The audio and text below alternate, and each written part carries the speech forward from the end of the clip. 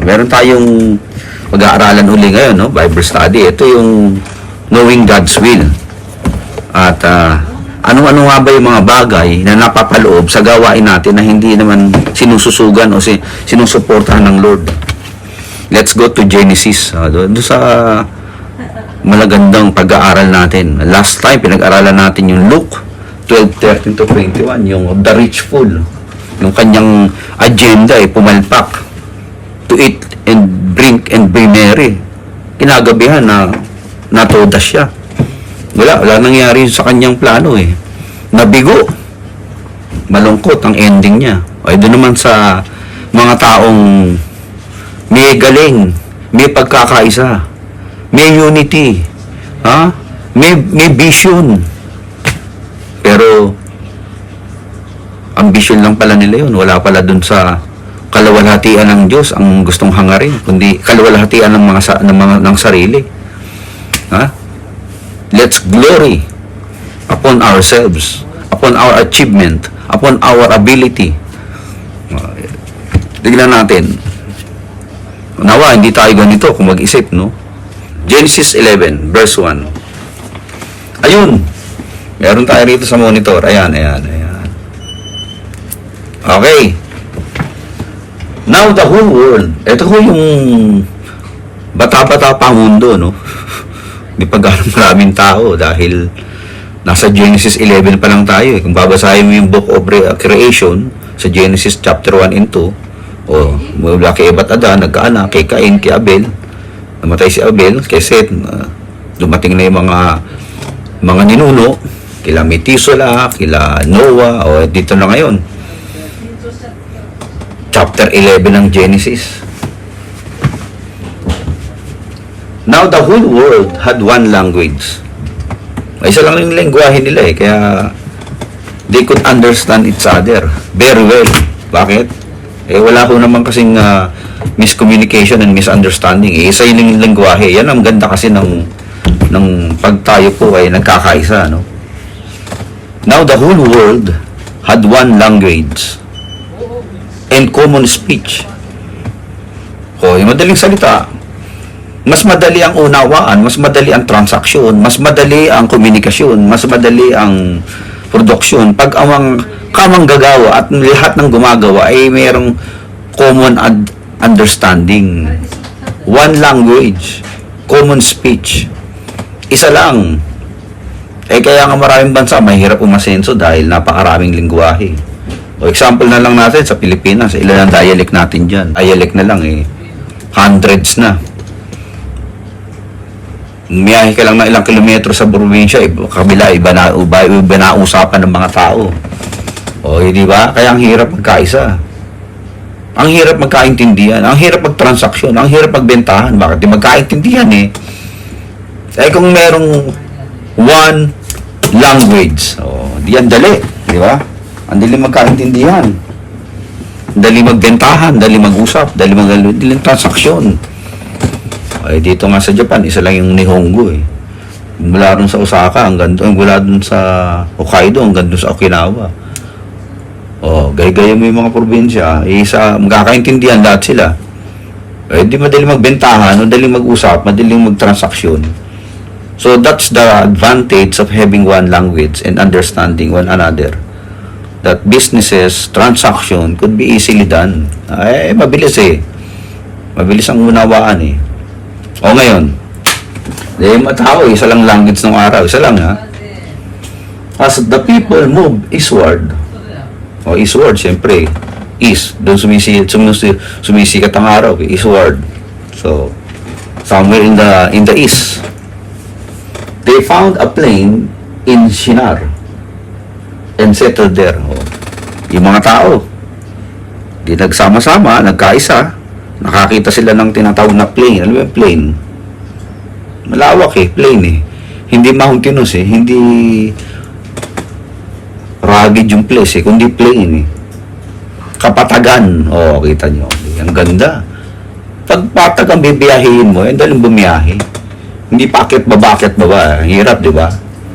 Madali ang transaction din dyan, madali ang i-development, madali ang construction. Bakit? Patag eh. Yung transportation, mabilis din. Oo, di ba? Patag eh. Ikaw ba na, mabibiyahe ka doon sa mga bulbundukin, ang hirap akyat. Baba, akyat, ang hirap bumiyahe. Sa patag, mabilis ang movement, mabilis ang, kaya kita niyo mga dalawang bagay pa napakita ng Bible. Pag mabilis ang communication, mabilis ang transportation, sigurado development yan. Di ba? Kaya magandang business yan sa mga business-minded. Pasukan natin ang communication sa transportation. Siguradong tao, kailangan nilang tao yan. O siyempre, yung kalooban sa loob ng kanilang lugar na sinakop dyan sa Sinar, nag-develop na sila ng kanilang syudad dun. Napaka-fertile ng lugar, nasa plain eh. Matabang lupa, may taniman, may agriculture, lahat na. In other words, the possibility to become prosperous is not very remote. Napakadali at mainam yung lugar na tinira nila para sila yumaman, gumanda ang kanilang kabuhayan. Tapos yung mga tao pang kausap mo, madaling kausap dahil nagkakaintindihan kayo. At yung lugar na tinira nyo, madaling lakaran at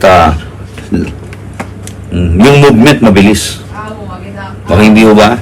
Yan ang naanap natin sa mundo eh. You want to become easily communicating our transaction, our businesses. We want to travel very fast para yung ating progressive yung ating progressive desire to achieve yung ating goal ay mabilis. Ganun ang nais ng mga tao. Mabilisan na talaga. Hindi na yung, kasi pag ikaw nakikipag-usap ka dun sa kausap mo, hanap ka pa ng interpreter, di ba? Hanap ka pa ng translator mo. Ang bagal nun. Bagal ng transaction nun. Ako, nagkamali ako dun sa ticket dun sa train. Yung nihongo niya, hindi ko maintindihan. Yung bilis magsalita eh. Tagal ng transaction namin. Umabot ng wala ko lang isang oras. Kung pala ako nagkakaintindihan, di ba? Lahat ng 15 minutes, ayos yung aming usapan. So that's the point kung saan yung tao ay merong mabilis na pagkilos, mabilis na pagkukommunicate, mabilis na pagkakaunawaan. Madaling salita, mabilis ang progreso ng buhay. Ngayon, siyempre sila, dahil lahat ng mga bagay sa buhay nila, mabibilisan talagang, tulad ngayon, puro instant na ngayon. Sabi nila sa isa't isa, verse 3, they said to each other, "Come, let's make bricks and bake them thoroughly." Ganun yung mabuti Sila nagsalita, nag-usap-usap sila. Yung mga tao katatapos lang ng isang napakaling dilubyo niyan kung babasahin yung Genesis Meron pong malaking dilubyo nangyari sa mundo nung bago nangyari itong Genesis 11. Alam niyo kung ano yun? Yung flood of Noah. Dahil ang tao, dahil sa kasamaan ng tao, nagdesisyon si Lord na ilublob ang mundo. Kasama ng masasamang tao at sila malipol na lahat. Ay may natirang tao noon ay si Noah at kanyang pamilya na inutusan ng Lord gumawa ng arko. From Noah, dumami na naman ng tao. Kaya nandito na ulit, dumami na uli sila. Nung nag-uusap-usap po sila, ito yung plano. Ito sinasabi natin mga agenda na talagang wala sa wala sa pag-iisip ng Lord Sabi na sa isa't isa, let's make bricks. Ano yung bricks Yung tisa, bricks and bake them thoroughly. Iinitin nila ng matinding-matindi. Ibig sabihin, matibay yun. At gagamit daw sila ng bricks, hindi yung mga bato. Sabi nila, halin na kayo. Gumawa tayo ng tisa. Lutuin natin parang matigas na matigas yan. Solid. It is a very strong materials. Sabi nung sa nag-usap sila. Hindi naman nila kinukonsulta ang Panginoon Dahil nga sila nagkakaintindihan, mabilis ang production, mabilis ang communication. Dahil sila nga mabilis magkaunawaan, mabilis ang gawain, mabilis ang movement. Naku, talagang maganda yung lupain, nasa plane sila. Sabi nila, napakaganda nitong gagawin natin. Katulad din nung nag-usapan natin nung nakaraan, yung lalaking nag-iisa lang naman siya. They are one in language and in thought and in purpose and in vision. Kakaisa, oh. Nung una naman pinag-usapan natin, nag-iisa lang siya. Ito naman, nagkakaisa. Maganda kasi talaga pag nagkakaisa at nag-iisa eh. Bakit? Walang disintegration, walang tinatawag na salumatan. Ayan, kakaisa eh. Sama-sama sila ngayon, nagplano na, sabi nilang ganyan, oh. They said to each other, "Come, let's make bricks and bake them thoroughly." They use brick instead of stone and tar as mortar. Di ba yung mga semento, nilalagyan natin, yung mga bricks or hollow blocks, kung ipapatong mo sa isa't isa, nahaluan mo ng semento yan para magdikit yan at mag-solidify yan para matibay. Ito, hindi sila gumamit ng bato, hindi gumamit sila ng tar. Ito isang klase ng parang alkitran na waterproof yan. Waterproof na matibay. Pagka ang mga bricks nagpatong-patong dyan, talagang parang solid metal na yan. Sobrang tigas niyan. At dahil yung tar, yung singit-singit ng batong yan, pagka yun ay nilagyan ng TAR, yung tar na tinatawag parang alkitrang matigas, pag natuyo yan ay solid, hindi napapasukan ng tubig. Yun ang kanilang gustong gawin. Galing, no, ha? Mga plano ng tao yan, matitindi. Ganyan tayo minsan gumawa. Talagang gusto natin solid, hindi magigiba. Ganyan mga strategy ng mga tao, ng mga bansa. Civilization, come and go. They build and fortified cities. Pero as we study the world history, civilization comes and go. Bakit?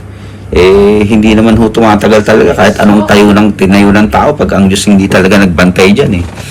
Walang mangyayari. Unless the Lord guards the city, they that guards it guards in vain. Unless the Lord builds the house, they that build it labors in vain. Hindi naman kasi sinasama na naman si Lord dito sa mga planohin nito Wala naman silang mga nabanggit naman lang na ipag-pray nga natin kay Lord kung may kalooban niya itong ating gagawin dito at gawa tayo ng malaking ganito. Meron silang iniisip na hindi naman sinususugan ni Lord o inaayunan ng Lord. Ito yung plano. Pakinggan nyo, galing They said, "Come, let us build ourselves a city." Kita nyo na naman, parang yung lalaki nung una sa Luke. Come, let us build a city. Dito, united yung tao, nagkakaisa. Doon sa Luke, nag-iisa. Kaya united siya sa sarili niya. Ito, nagkakaisa. Bakit? Pare-parehong nagkakaintindihan ng usapan Gagawa daw sila ng syudad para sa kanila. Hindi naman masama. Gumawa ka ng city for yourself. Gumawa ka ng bahay for yourself. Gumawa ka ng business for yourself. Gumawa ka ng agenda mo for yourself. Walang problema dyan. Ganda yan, di ba? Para sa sarili mo naman yan magpakiyaman ka para sa sarili mo. Walang problema. Di ba? Ganda nga yun. Marami kang pera. Marami kang matulungan. Nawa. Yun ang objective mo sa buhay. Sabi nga ng isang matalinong tao, 2 stages lang ang buhay ng tao sa mundo. Una, yung panahon kung kailan ka maglilikom ng pera. Pangalawang stages, yung panahon paano mo na i-distribute sa tao yan at sa mga nangangailangan. Di ba maganda? Ayos yung ganung pananaw, no? There are 2 stages in human life. First, time to accumulate money and wealth. The second stage is time to distribute it and to give it away. Ayun naman ang buhay natin dito. Kaya tayo ginawa ng Lord dito sa mundo. To give your life for the service of humanity. Yun ang ginawa ni Jesus Christ. The Son of Man came not to be served but to serve and gave His life for the ransom of many. Diba? Ang galing ng plano ni Lord. Hindi yun ang sarili niya, kundi plans of God for humanity. Through Him, na-accomplish ang salvation natin. So ito, yan natin plano nitong mga magagaling na lalaki to. O, magagaling eh. Kaya yan, masyado tayo magagaling eh. Pag-discarte natin ang pagnakaw ng mga kayamanan ng bansa, magagaling ang tao eh. Okay, where were we? Let us build ourselves a city with a tower that reaches to the heavens. Oh, gustong abutin yung langit, no? Anong layunin mo? Ba't gusto mo abutin yung heaven? Kana naman yung si Satanas na nagsalita, no? I will enthrone myself into the congregation of the north. Dun sa book of Isaiah, si Lucifer po, si Satan niya, nasabi ko, no? O hindi nakakaalam ng Bible, naghangad, nag-ambisyon, na siya daw ay iluluklok ang sarili at itataas ang sarili sa kalangitan. Lalagpasan at papantayan niya ang kataas-taasan. So ito, ganun din, may sinasabi ang tao. Well, bakit sila ganyan ng lakas loob magsalita? Bakit? Solid sila, solid. Nagkakaisa ang lengguwahe. May unity. Talagang may one vision, one direction. One purpose, one heart. Kaya lang, yung kanilang pagkakaisang yan, pagkakaisa nila yung gumawa ng kalangitan. Bakit? Bakit nung nasabi yan, pastor? Tignan niyo mabuti ang ginamit na materials dun sa gagawin nilang tower. Gagawa daw ng tower eh. Gagawa sila ng syudad at merong tower. At yung tower na gagawin is made of solid, brick, hindi stone. And tartar. O tar pala, tar lang, hindi tartar. Tar. Isang malaking tower, yun po, waterproof yun. Bakit? Nag-iisip din tong mga to. Nasabi nilang ganyan. Baka na naman bahain tayo nitong nandyan sa taas, Hindi siya obra sa atin. Gagawa tayo ng strategy. Kung magpapadala naman ng mataas na ulan yan, tataasan natin yung tower. Lagpas sa langit lagpas sa mga bundok Kahit magpaulan siya, ganda lang yung tubig niya. At yung ating tower, waterproof. Hindi tatagusan ng tubig. Diba? Galing, no? Sino may plano niyan? Ang Diyos?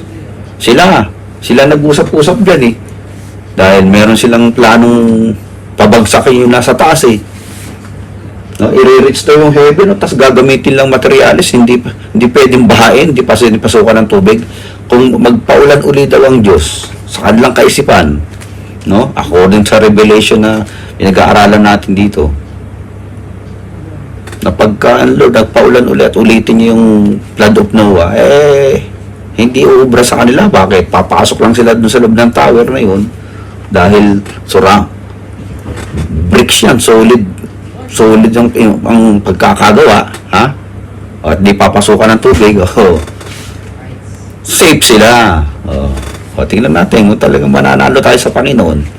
Gagaling ng plano nyo, hindi nyo sinasama si Lord hindi kayo nagsasabit kay Lord. Ano nangyari?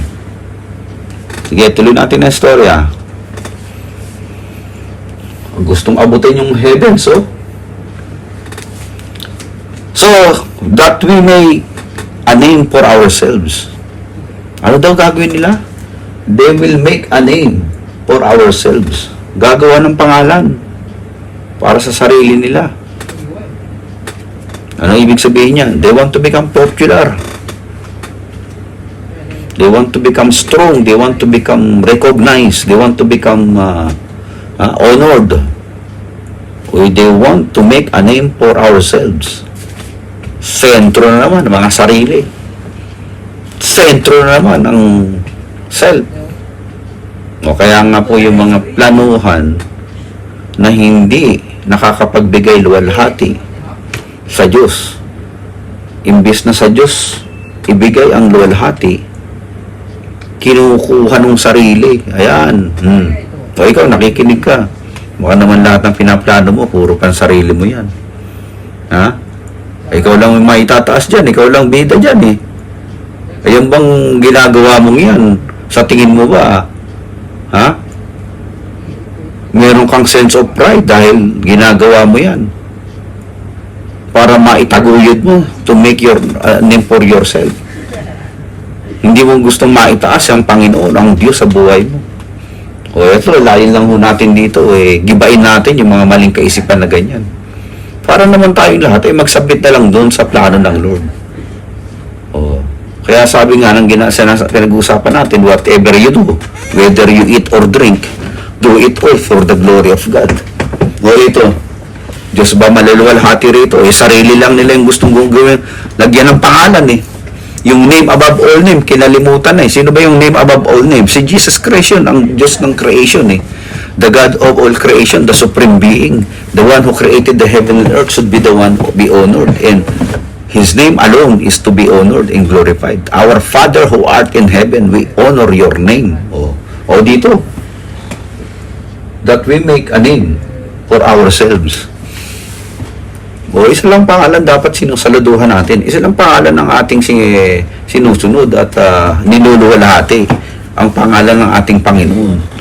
Our Father who art in heaven, we honor His name, your name. Hindi our name. Dito our name. Kung nababasa nyo, medyo malit yata dyan. Basahin nyo sa Genesis chapter 11 verse 4. That we make name for ourselves. Alam nyo, yan ang problema natin. Mga tao talaga eh. Meron naman tayong tinatawag na yung ego eh. Hindi maalis sa tao eh. Yung self na naman eh. Kaya nga, kung ikaw ay gagawa ng agenda na naman at hindi naman si Lord ang maluluwalhati dyan, kundi yung ikaw na naman, pangalan mo na naman, yourself na naman, ourselves na naman, ay ito ngayon ang nangyari. Ayan ang mangyayari din. Anong sinasabi nila sa isa't isa? Otherwise, we will be scattered over the face of the whole earth. Ayaw nila magkahiwa-hiwalay. Ang sarap. United. Ang ganda nga ng usapan eh. Ang ganda ng layon sa buhay. Pero, sa verse 5 po tayo. But the Lord came down to see the city and the tower the people were building. Sabi ng Lord, ang galing ng mga taong ito. Hindi man lang ako niluluwalhati. Gagawa na naman ng pangalan para sa kanila. Pati yung pangalan ko, hindi man lang maalala. Hindi man lang ako sambatin sa kanilang mga bibig at luwalhatayin akong pangalan. Na ibinigay ko sa kanila, ako ang Diyos, na gumawa sa langit at lupa at pati kanilang mga buhay. Hindi man nila ako mapurian, mabigyan ng parangal. Pangalan na naman nila ang gusto nilang maipanghandakan sa buong mundo. Medyo inobserbahan ng Lord yung pinagagawa ng mga tao. At sinabi ng Panginoon, the Lord said, if as one people speaking the same language, they have begun to do this, then nothing they plan to do will be impossible for them. Tingnan nyo mabuti mga kapatid, pagka talaga merong unity, merong pagkakaisa, if we are one in purpose, one in vision, one in direction, ang bilis, ang lakas, at wala daw imposible silang hindi ma-accomplish. Kaya nga kung ang tao hindi siya integrated, o sabog-sabog ang utak niya, hindi siya focus, mahirap maka-accomplish ng bagay ang taong yan. Ang bansa hindi rin nagkakaisa, hindi rin focus, hindi rin united, mahirap din lumasenso. Kaya dapat ikaw na tao, dapat ikaw focus ka. Yung vision mo talagang intact. Talagang ikaw ay may direction, isa lang. Hindi yung sabog-sabog ka. Kaya po, ang sinasabi lang natin dito, na si Lord mismo, ina-acknowledge niya the power of yung unity, the power of one. Di ba? Pag sinabi ng tao, etong taong to, sabog na naman to.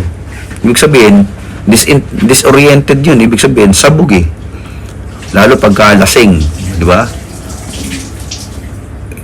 Hilo yung utak nun eh.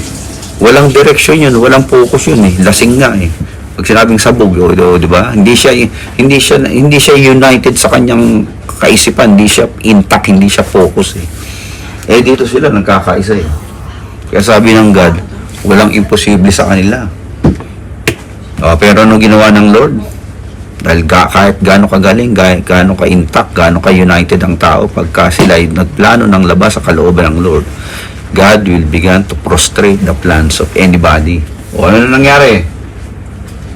Si Lord mismo. Sabi ng Panginoon, let us go down. O, siyempre, may kausap ang Panginoon dun. Alam mo naman tayo, we believe in the Divine Trinity, kaya ang Diyos Ama, Anak, Espiritu Santo ay nag-uusap-usap. Let's go down and confuse their languages so they will not understand each other. Doon po ang scientific and theological explanation kung saan nagsimula ang mga lingwahe. Kung paano nangyari yun, it is somehow mysterious. We cannot have this substantial evidence kung paano natin patutunayan yan. Pero sinabi ng Bible, and that's what all we have, the authoritative Word of God, that tells us, ito ang pinagmulan ng pagkakaiba-iba ng lingwahe. Ano sabi ng Lord? Let's confuse their language so they will not understand each other. Nagkaiba-iba. Bigla na nag-pop up. Yung salita nitong isa, naging Frances. Yung isa, naging Japanese. Yung isa, naging Tagalog. Yung isa, naging English. Hindi nga magkaintindihan. Hindi, sabi na, magwawalay tayo magkaintindihan eh. Hindi ba? Kaya nagkakahiwa-hiwalay tayo, hindi tayo magkaintindihan. Even though, kung ang ating lingwahe ay pare-pareho, pagka ang ating kaisipan, ang ating objective, ang ating layunin ay hindi maluwalhati ang Diyos, misunderstanding will automatically sets in. Ganun yun. Kung ikaw, ako, layon ko, luwalhatiin ng Lord, lahat ng ating gagawin, lahat ng ating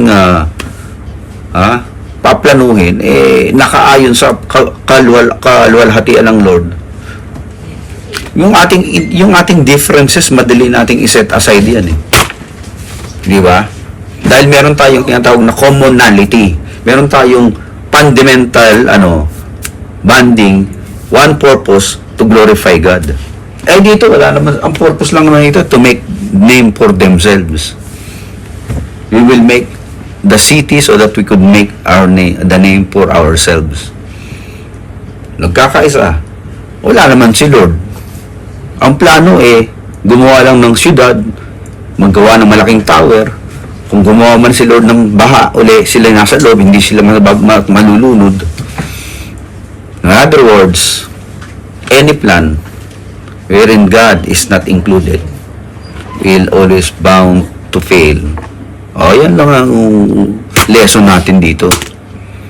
Kaya knowing God's will is very simple. Lord, ito bang gagawin ko ay makakaluwalhati sa iyo? Ito bang gagawin namin ay magbibigay luwalhati at makaluguran mo? We ask that simple question. Para hindi tayo maka-open. Unang-una kay Lord. Pangalawa sa mga tao. Kasi if we are doing things that glorifies God, offending people is very remote. Ma-open mo lang yung mga tao talagang ayaw din sa Diyos at ayaw din maluwalhati ang Diyos at ayaw din sumunod sa Diyos. Babanggain ka talaga nun. Pero kung ang layon mo nun, maluwalhati ang Lord, masaktan talaga sila dun. Mas maganda ng masaktan ng tao kaysa masaktan mo si Lord. Bakit? We rather obey God than men. Pero ngayon, ang sinasabi natin dito, kung gagawa ka ng isang layunin, project, plano, na magbibigay luwalhati sa Lord, ang automatic byproduct niyang ginagawa mo makakalugod sa tao Bakit? Nalulugod sa Diyos ang ginagawa mo Di ba? If you are planning to feed the poor, matutuwa ang Lord dahil pinapakain mo mahihirap. To teach the ignorant of the Word of God. To feed, to help, to assist people who are in need. Lahat ng bagay na nakakalugod kay Lord, Siyempre naman, pasamahan ka ng Panginoon sa pinagagawa mo. Eh kung nag-ambisyon kang yumaman pa, tapos magnanakaw ka lang, ha?